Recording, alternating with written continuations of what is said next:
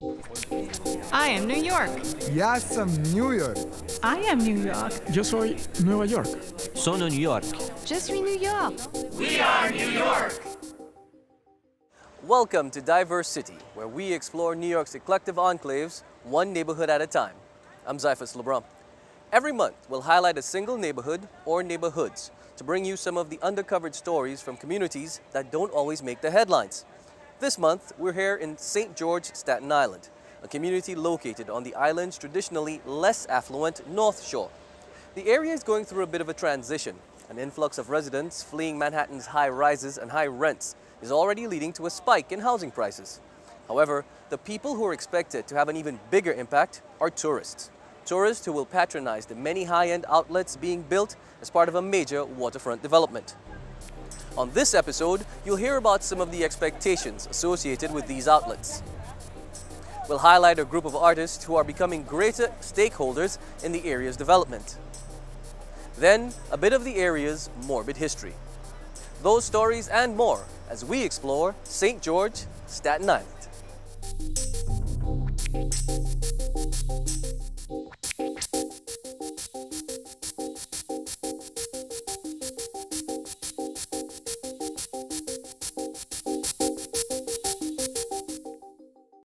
Many of Staten Island's North Shore residents are excited about the major redevelopment project coming along the river with promises of a boom for the forgotten borough. The project, Empire Outlets, a high-end mall replete with a hotel and a parking garage, is being touted as an economic lifeline. Gary Pierre filed this report on how St. George residents are hoping for an economic spillover into their community. Empire Outlets, a sprawling 350,000 square foot shopping center, is set to open in the spring of 2019. The mall is part of a $1.6 billion investment along the Staten Island waterfront in the St. George section. There are plans for hotels, parking garages, and other attractions. Residents, business owners, and borough officials hope the project will transform the area from a transient outpost to a hub of activity. Their goal is to entice tourists and maybe even more New Yorkers to take the 20-minute ferry ride from Manhattan. So right now we see about 1 to 2 million visitors riding the ferry each year. We anticipate that once the outlets open, that number will jump to 6 to 7 million tourists a year. And our hope is that they will be spending money and enjoying not only the Empire Outlets, but everything else that Staten Island has to offer. Staten Island is less than half-hour by boat from Manhattan, but is often viewed as a world away.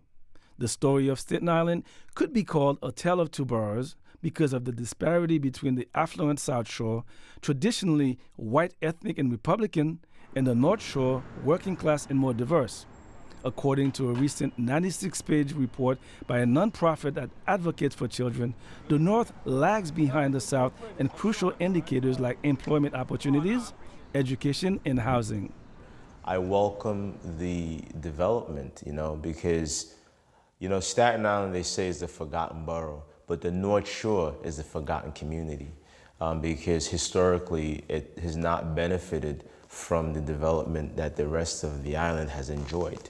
It's the most diverse segment of Staten Island. It's also been the segment that's been mostly underfunded and underserved. So there's a lot of social service organizations that are in the downtown area of Staten Island. Born and raised on Staten Island, Bobby DG is a community activist, entrepreneur, and most recently, an unsuccessful candidate for the 61st Assembly District. Now what this new development boom means for the North Shore is this. If done right, because it's still in the process, more opportunities for immigrant communities, for minorities, the middle class, to grow the middle class, right? Where people can work and live and play in the community. That is key. So it means connecting underserved communities to job opportunities. That's already happening, DG says. Under Empire Outlets, there are training programs for residents to get jobs at the new businesses and retail outlets. Of course, we want development in the community, but we don't want the development that displaces the community.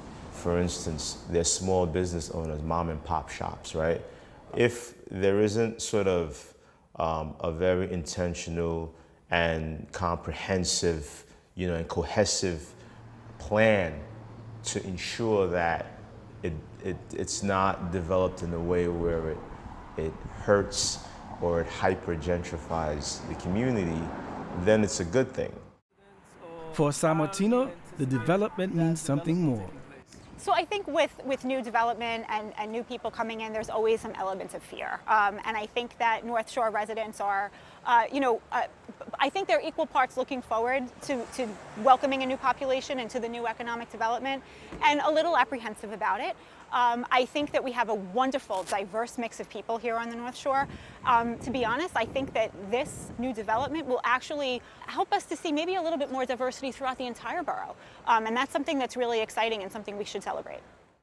For Diverse City, I'm Gary Pierre.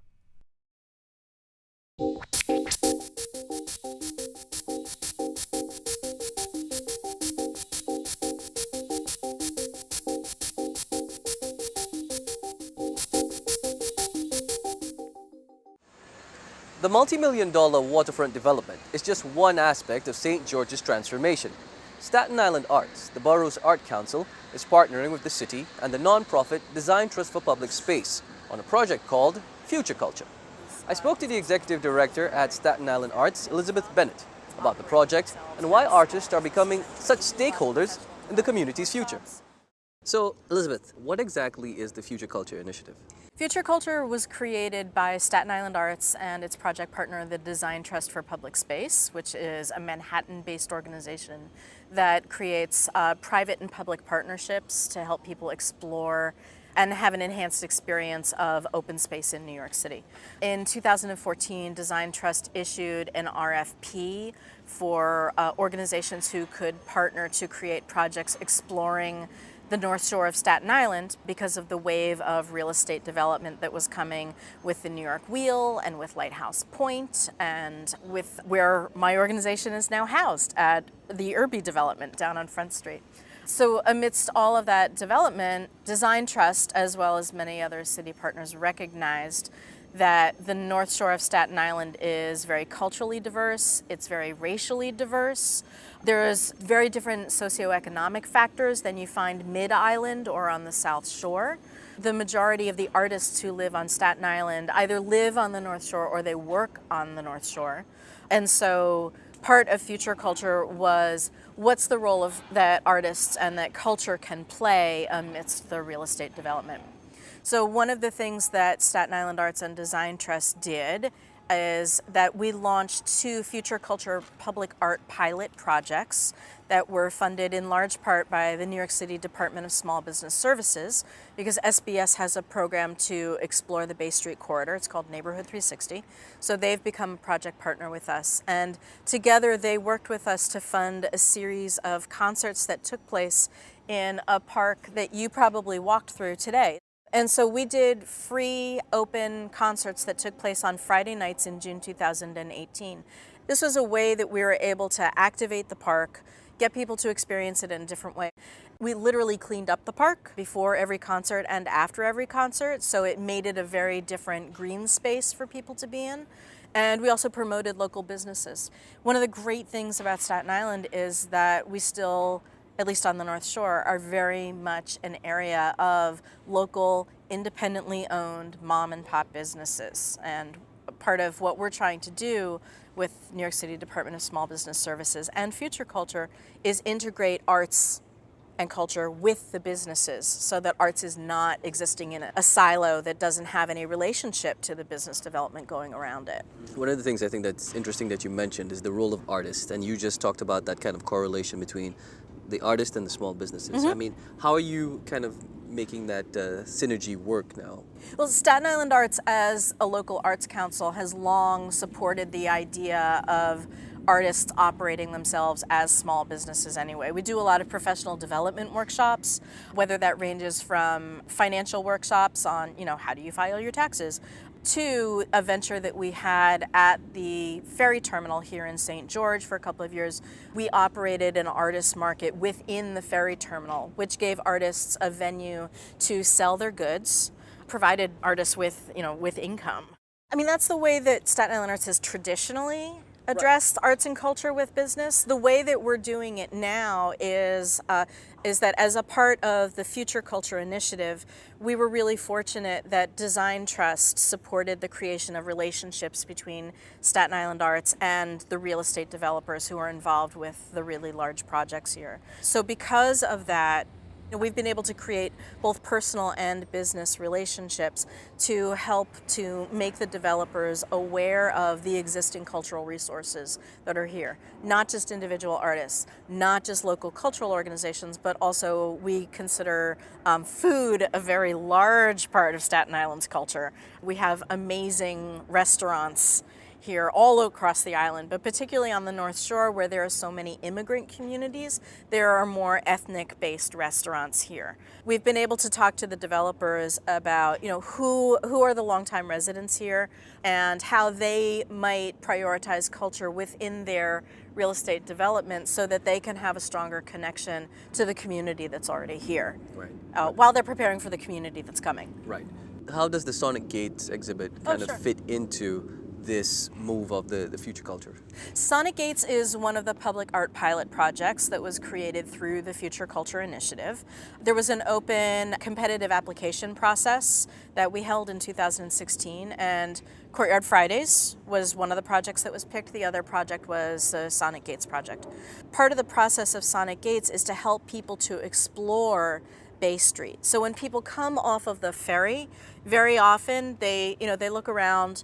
They go to the Borough President's tourist kiosk that's in the ferry, they get some information, but they don't necessarily know where to go from there. And so by creating the Sonic Gates exhibit, the gentleman who created it, who's a Staten Island resident, Volker Getz, who's a multidisciplinary artist who specializes in music, Volker created the idea of having a series of sculptures and artworks that also operate as musical instruments. So the idea was that you would be able to follow the sounds down Bay Street. Well, Elizabeth, it's been a pleasure talking to you about the developments here in the North Shore, and best of luck to you. Thank you.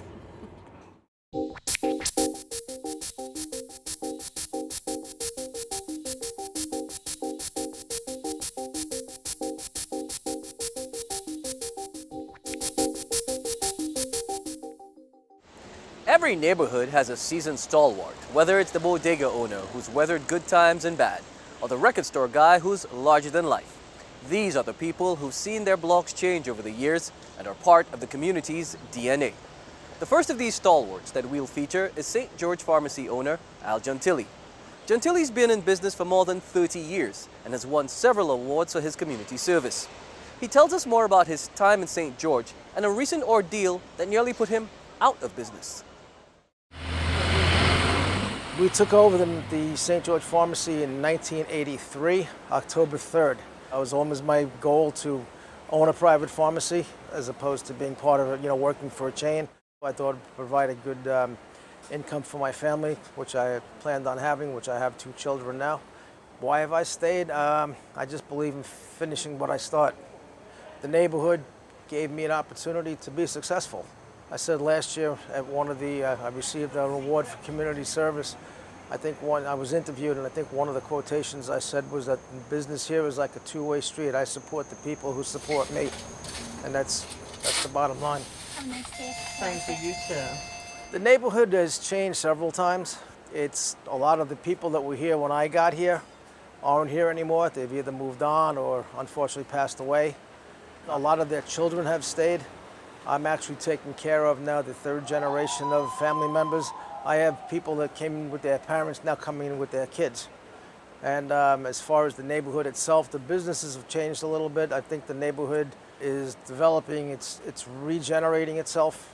It's not what it used to be. A lot of people have the wrong idea about St. George. I think it's one of the up and coming neighborhoods, finally. We're right now receiving a new population in the area. We have a lot of younger people moving in from Manhattan. The rents are somewhat less than Manhattan. They used to be a lot less than Manhattan. Now they're starting to pick up a bit, but we are seeing a lot of new faces, which is good. More people, more business. 5:30 in the afternoon on June 6th, a couple of months back now, the place started filling up with smoke. And We didn't know where it was coming from. It was determined that one of the homeless members of the population here broke into they sneak under the fence in the backyard, and there's an alcove underneath the basement door, and they use that as protection. It was a hot day, and they'd been drinking in the afternoon. They went back there, they snuck into the yard, and since it was the back of the building and the sun was on this side, they went to light a candle, and a blanket that they sat on caught fire. And instead of coming in and asking us to put it out, they ran away, and the back of the building started burning up. I would say about 90% of the inventory was lost. I was actually out there the next day for people that were bringing down empty bottles, because I have no power and no computers. If they brought the bottles down, I was telling them, I'll give you 2 weeks supply of medication for free, and just to make sure people had their medication, didn't go without it. I'd like to get back before the holidays. I am filling about 2/3 of the prescriptions I was filling right before that. A lot of people still don't know that we're open. I was able to get a trailer put in here through the help of the building department and the Department of Transportation.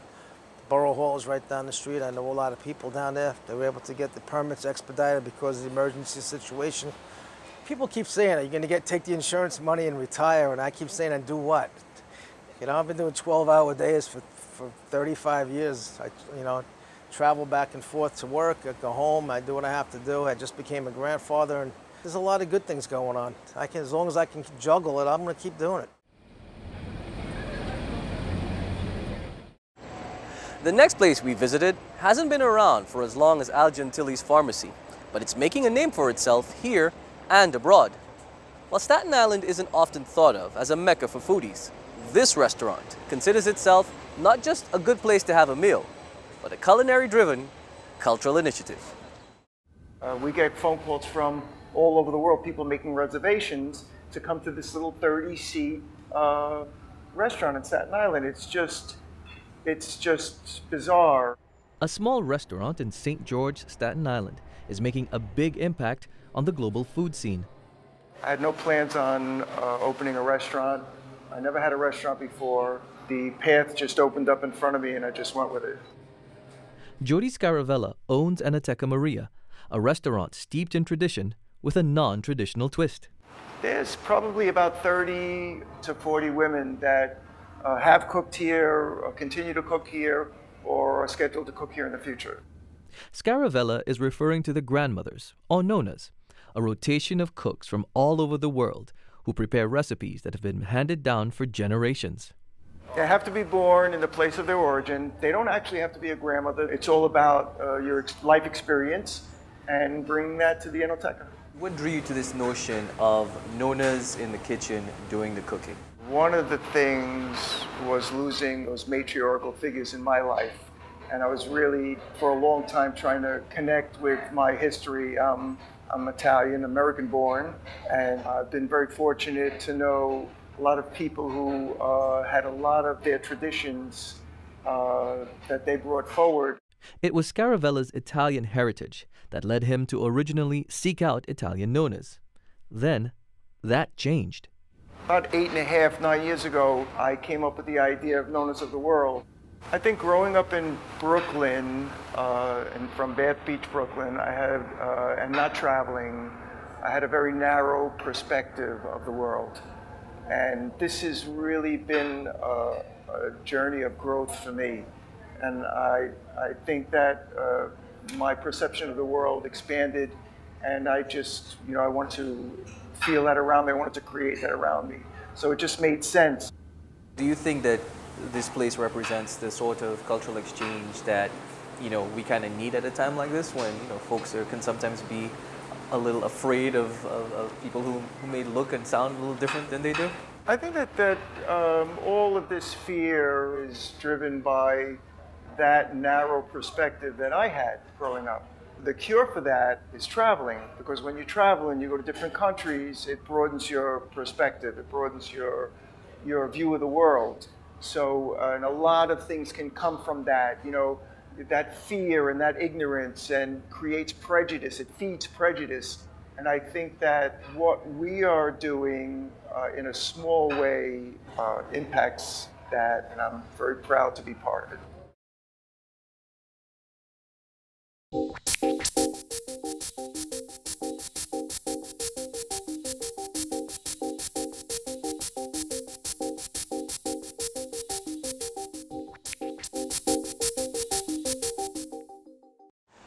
Finally, from the late 1700s to the 1800s, St. George's ports bustled with cargo and people from Europe.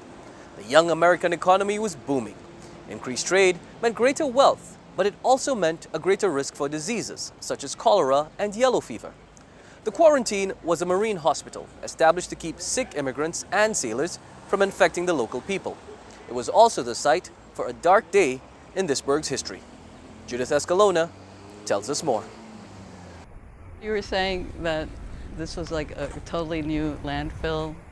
Yeah, the site changed over the years. You could still see the 30 acres that was the quarantine station. And that covered this area. That covered this area all the way back. Today, the quarantine is just a sign on the lawn of the courthouse in the St. George section of Staten Island. But in the early part of the 19th century, it was a 30-acre complex of convalescent homes where newly arrived immigrants came to recover or to die. Thousands occupied the beds of the quarantine and were prevented from mixing with the general public for fear of spreading their disease. St. George was once a thriving seaport. In its heyday, up to 200 ships docked daily with cargo destined for New York City. That cargo included people from Europe, fleeing war, poverty, and famine. But not all would make it. The health officer would board the cutter and take off those that are ill, along with property that were thought to be infected, because they had this idea that the location and the property had actually caused, and the filth in the location caused the disease. Back then, medicine had not advanced much beyond leeching, the actual use of leeches to suck out bad blood from the body. Doctors at that time considered the quarantine innovative. It provided an isolated location with wholesome natural surroundings and plenty of sun to recover. Basically, it was a convalescent home where patients were given time away from the general population to survive the disease and then be reinserted back into the population. So it was a way after 40 days, which is the normal quarantine, where you would see the person progress out of a serious illness. If they didn't, their bodies were carted off to a potter's field where they were laid to rest in a mass grave. They were basically then either buried on site or taken a little ways away out of this area of 30 acres and buried at what is now the Silver Lake golf course. These burials outside the quarantine haunted St. George residents who feared a new contagion. Those fears were not unfounded. There was basically 4 great episodes before that, and usually these episodes involved large-scale numbers of people dying, not only within the quarantine, but in the surrounding areas from yellow fever and cholera. The government tried to allay those fears by moving the quarantine to Princess Bay in the less populated southern part of Staten Island. But residents there burned down the construction that had already begun. St. George residents would later take their cue from them, prompted by a new outbreak that killed hundreds. So right before the burning, around 2 years before that, there was a large-scale number of Staten Islanders actually died from the yellow fever. So there was a population at that time, about 21,000, and about 500 Staten Islanders died. Another contributing factor to the burning was the large increase in immigrants arriving from Ireland as a result of the potato famine. Between 1845 and 1848, 1 million Irish died because of mass starvation and disease. Another million immigrated. Many who came to New York were weakened further by the month-long voyage across the Atlantic in the cargo holds of ships. You sort of see an increase in not only the numbers of sick people filling the wards of the hospital, but also spreading disease to the adjacent neighborhoods. So on the night of September 1st, 1858, a group of 30 men stormed the quarantine and burned it to the ground. They were led by John Thompson, the owner of a nearby general store, and Ray Tompkins, a prosperous landowner. The two were charged with arson, but were acquitted. The presiding judge lived near the quarantine and had publicly opposed it after a family member contracted yellow fever. No one died in the fires. The sick were removed and eventually relocated to convalesce on barges off the coast of Staten Island. The quarantine no longer exists, but it should live on in our memory as a cautionary tale. Judith Escalona for DiverseCITY.